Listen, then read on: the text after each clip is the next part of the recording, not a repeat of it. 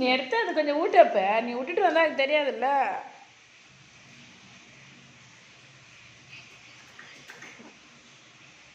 இப்படி என்ன பாரு. இப்போ கொடு.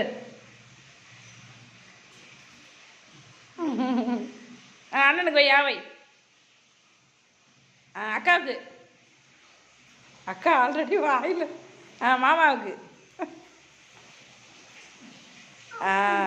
சரிம்மா.